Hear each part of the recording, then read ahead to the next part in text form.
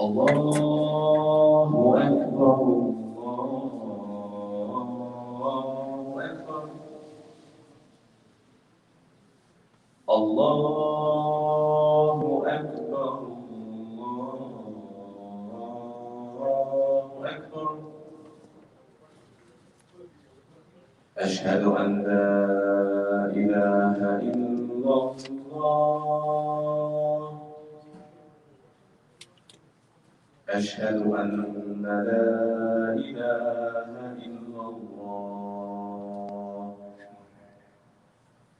أشهد أن محمدا رسول الله أشهد أن محمدا رسول الله حي على الصلاة حي على الصلاة حي على الفلاح حي على الفلاح الله أكبر الله أكبر لا إله إلا الله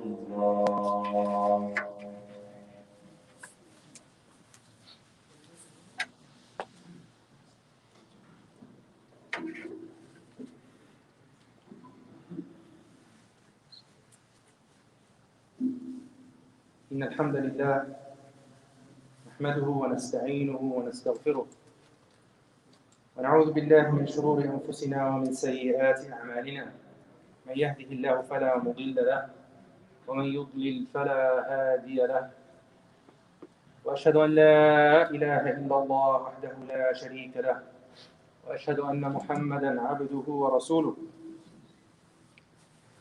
يا أيها الذين آمنوا اتقوا الله حق تقاته ولا تموتن إلا وأنتم مسلمون يا أيها الناس اتقوا ربكم الذي خلقكم من نفس واحدة وخلق منها زوجها وبث منهما رجالا كثيرا ونساء واتقوا الله الذي تساءلون به والأرحام إن الله كان عليكم رقيبا يا أيها الذين آمنوا اتقوا الله وقولوا قولا سديدا يصلح لكم أعمالكم ويغفر لكم ذنوبكم ومن يطع الله ورسوله فقد فاز فوزا عظيما أما بعد. My dear respected brothers, subhanAllah, you know, time flies, right? We always say that, but subhanAllah, it feels only like a few weeks ago, you know, that went very fast when we were talking about being at the doorsteps of the Hijjah, a great month and a great 10 days, and trying to maximize our benefit from it. And a few short weeks or months before that, of course, were the month of Ramadan. And here we are, you know, again, a few weeks later, at the beginning of another great month, the month of Muharram, right? So the month of Muharram, of course, is one of the months, sacred months, and it is, of course, the first month of the Hijri calendar, right? We started a new year now, 1,442 years since that great, you know, event took place, which was the Hijrah of Rasul alayhi salatu wasalam. And you know, when we look back at the Hijrah, as we do a lot of the Seerah of Rasulullah sallallahu alayhi wasallam, there's a story to be told, there's a narration, right? There's events that we've all heard. But what I wanted to focus on today is some of the lessons we can learn from this magnificent event, this Hijrah. It was truly, you know, something that changed the history of mankind, right? It's not only, we look at it as the Hijrah and it's the beginning of our calendar, but it holds so much significance when you look at how Allah subhanahu wa ta'ala, you know, decreed that this was going to be a turning point for Muslims. This was going to be a turning point. This was going to be the beginning of the establishment of the first, you know, Muslim empire, first Muslim community.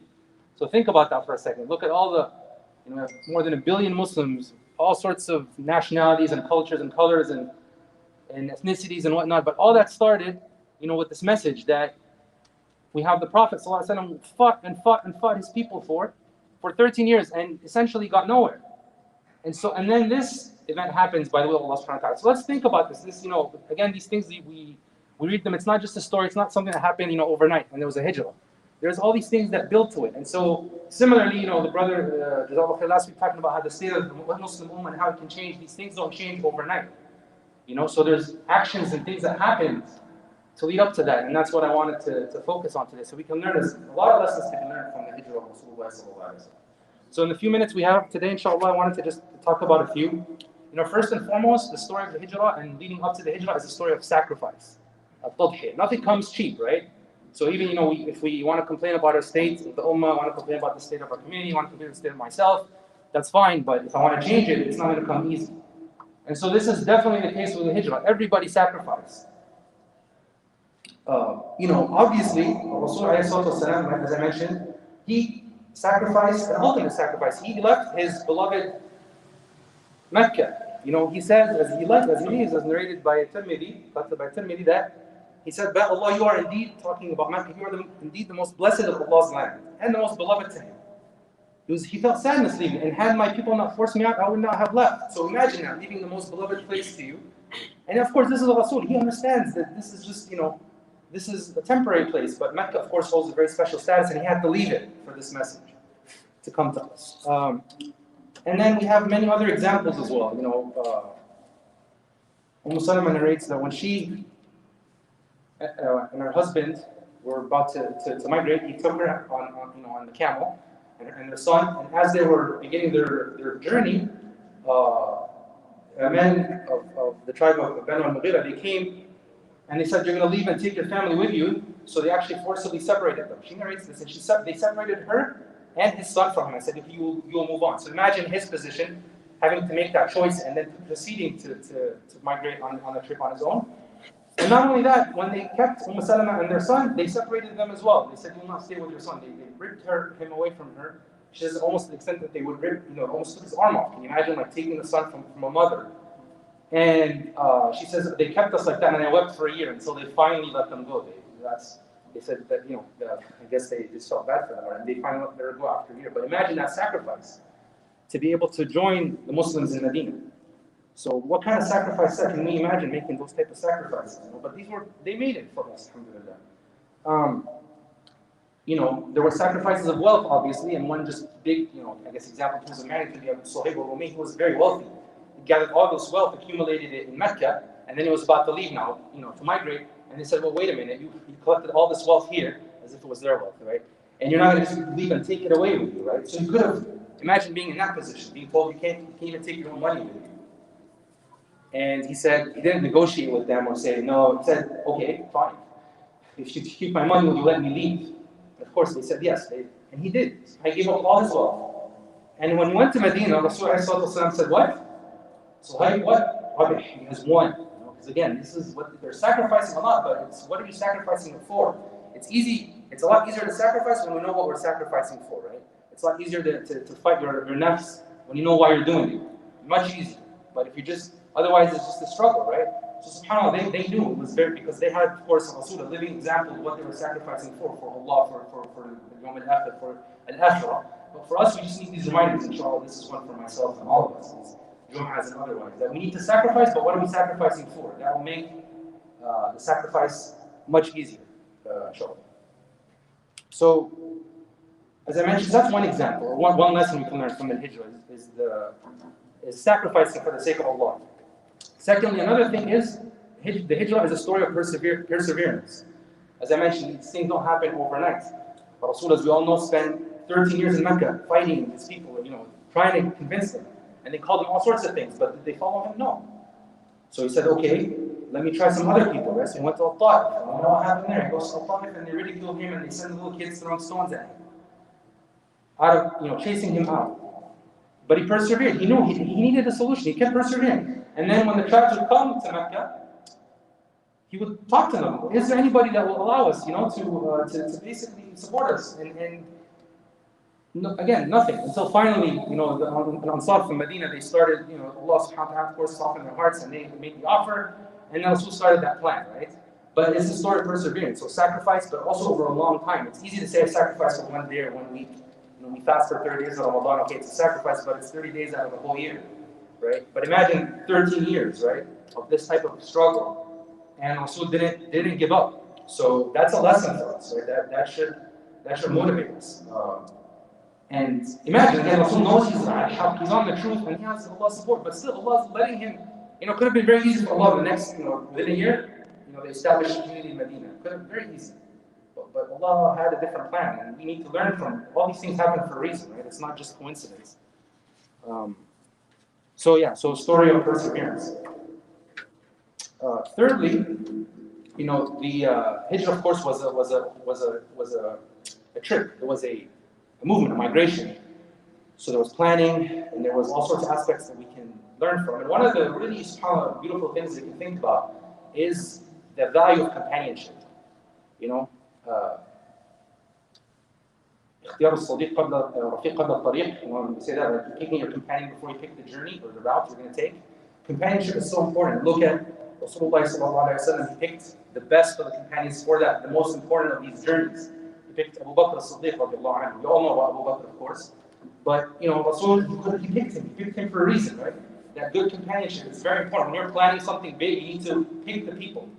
You don't just pick any random person off the street and say, hey, we're gonna go build this thing, we're gonna go change this, right? So again, this whole planning and picking the people and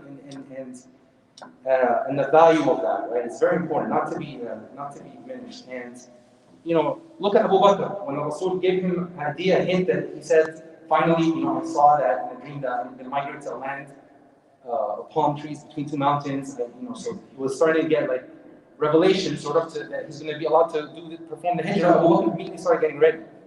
He prepared like the animal that we're going to travel on, fed it for 4 months, waiting. As soon as the Rasul gave him that, go ahead and said, yes, Abu Bakr, you're going to be my Rafiq. Aisha narrates that he wept out of happiness. She's like, I never seen anybody weep that much, but shows the true love he had as well. So it's good companionship, right? And another lesson, so picking the person, but also, as I mentioned, good planning, right? This is something that didn't happen overnight, nor did Rasulullah just say, okay, we're going to leave tomorrow for Hijrah. They planned this out. They gave roles to people. They picked the right persons and placed them in the right positions, right? We know that, obviously, the story many of us, of course, know is, Ali ibn Abi Talib, they chose him to be in his bed. So they give the youth a role. He was young. He was a child. Today we call him a child. We're children until we're 20, or I don't know. But, subhanAllah, this was a young man, and they gave him an ultimate responsibility. He was going to be in the place of Rasulullah to fool the mushrikeen. And of course, we know that they were cause. They decided to kill him. He gave a role to Ali ibn Abi Talib. The women had a role. Aisha and Asma, of course, prepared the food and kind of the sustenance for them as they traveled. Even to emphasize, there was also, not only for the youth here, not just Ali ibn Abi Talib, but Abdullah ibn Abi Bakr, he was given the job to come to them at night. So he would secretly go to them, and he would go to them during the day, but at night he would go back to Quraysh and back to Mecca and spend the night there to try to get them the news of what they were planning to. So he was kind of like their spy, so to speak. And again, a young man. But they were raised the right way, so they knew they could give them that responsibility. That's our job, to raise the youth and be able to prepare them, but then also give them that responsibility to test them and let them shine when they can. قولوا قولي هذا واستغفر الله لي ولكم فاستغفروه إنه هو الغفور.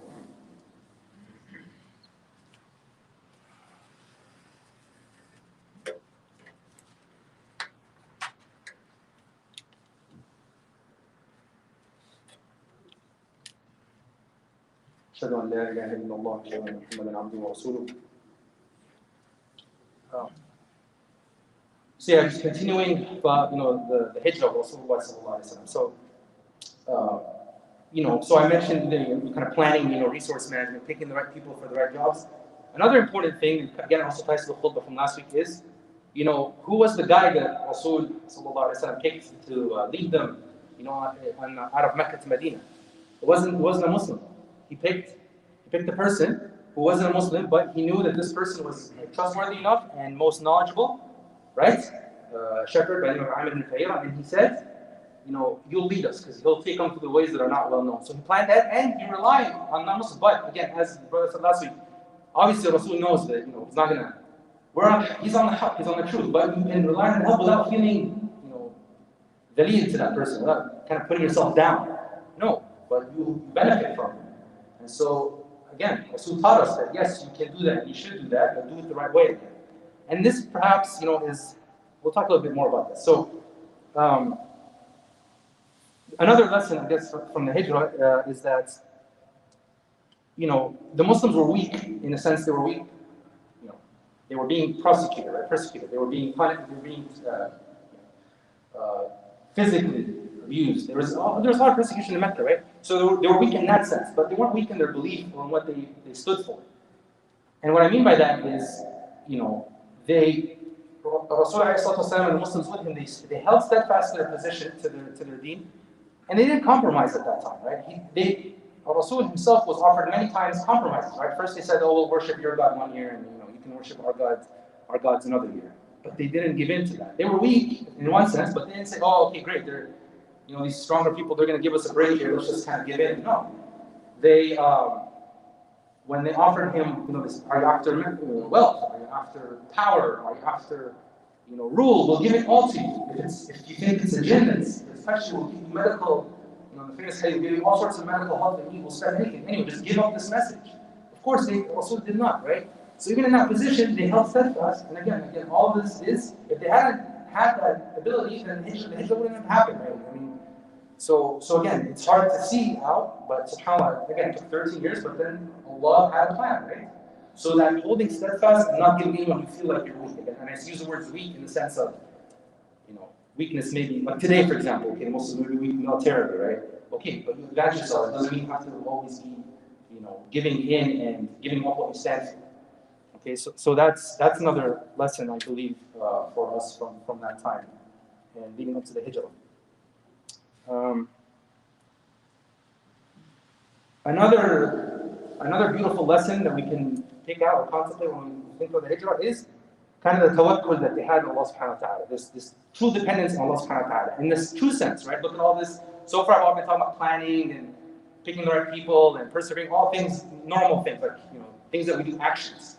But of course, to back it all up and to continue it and to sustain it is, you have in your heart what? Tawakkul. Allah subhanahu wa ta'ala is the only one that's going to get us out of this situation. He's the only one that's going to help us establish this Muslim Ummah in Medina, right? Even Rasulullah, he had it, and so many instances, as we all know the famous story where the Mushrikeen of Quraysh, they were looking for Abu Bakr and Rasul, and they were right at the entrance of the cave, and Abu Bakr said if they just look at their feet, they would find us, right? So even Abu Bakr, at that moment, he's questioning, but Allah says, Rasulullah said what? He told Abu Bakr, "La tahzan, inna Allah ma'ana," right?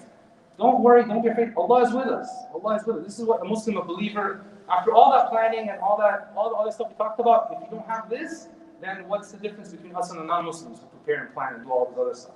Because we know in our hearts that Allah is the one who will guide us and who will give us true victory, but not when we're just sitting back.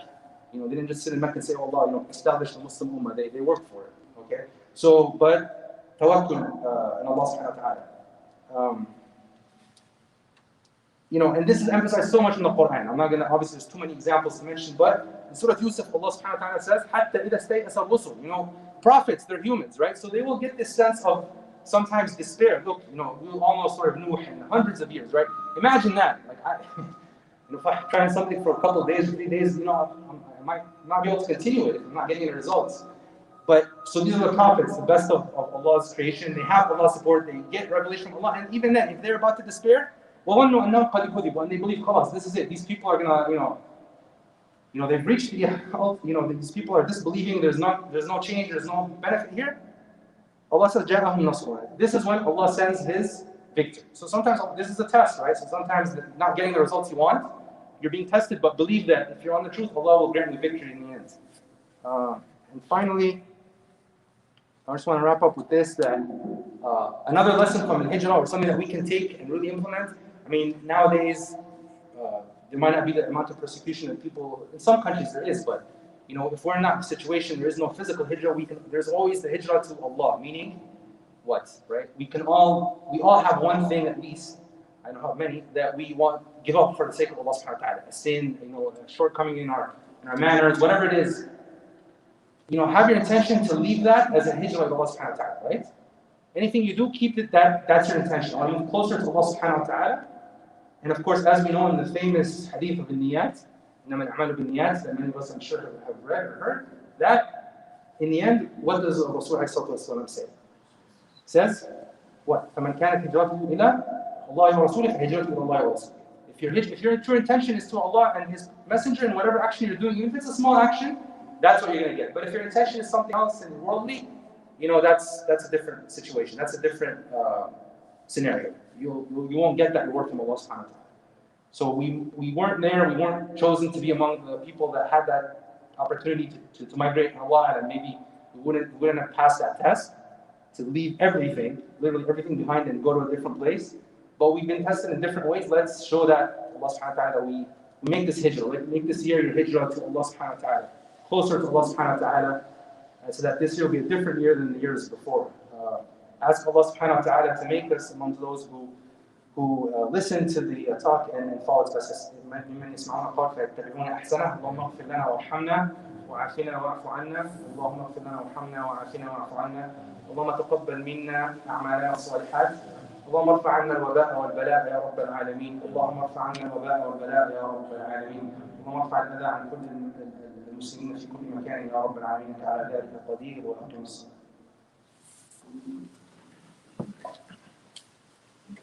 الله أكبر الله أكبر أشهد أن لا إله إلا الله أشهد أن محمدا رسول الله حي على الصلاة حي على الفلاح قد قامت الصلاة قد قامت الصلاة الله أكبر الله أكبر لا إله إلا الله. So try and straighten the line as much as you can with the gaps. Fill up the lines. الله أكبر.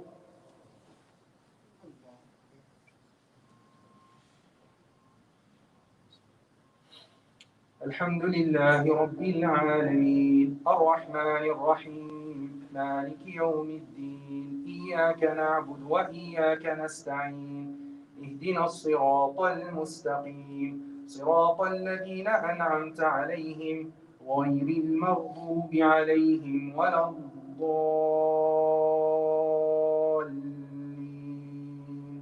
آمين.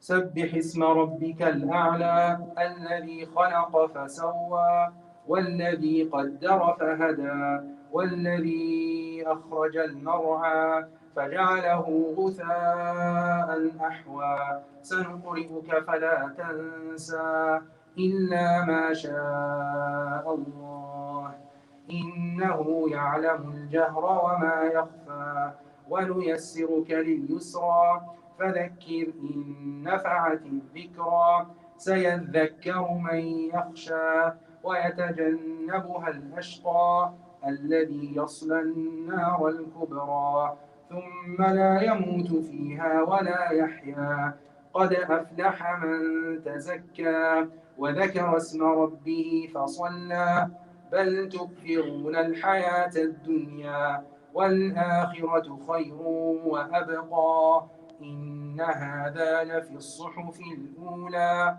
صحف إبراهيم وموسى. الله أكبر.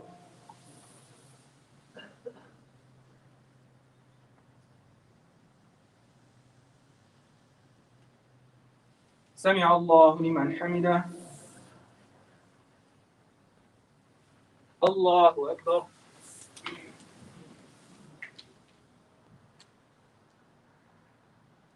الله أكبر.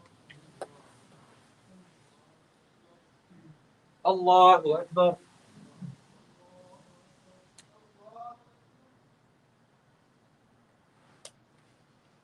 الله أكبر. الحمد لله رب العالمين الرحمن الرحيم مالك يوم الدين إياك نعبد وإياك نستعين اهدنا الصراط المستقيم صراط الذين أنعمت عليهم غير المغضوب عليهم ولا الضالين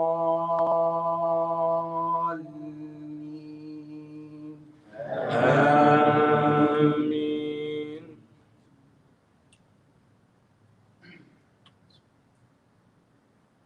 إذا جاء نصر الله والفتح ورأيت الناس يدخلون في دين الله أفواجا فسبح بحمد ربك واستغفره إنه كان توابا. الله أكبر.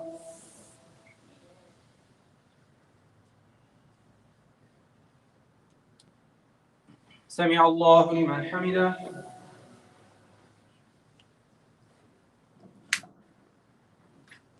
الله أكبر.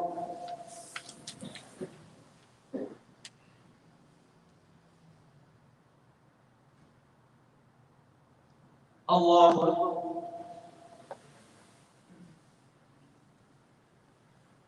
الله أكبر.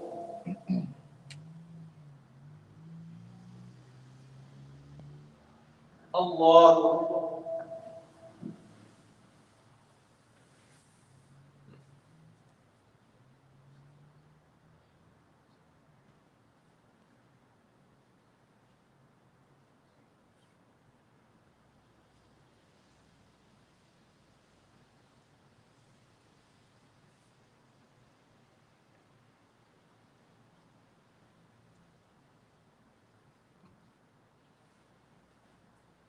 السلام عليكم ورحمة الله.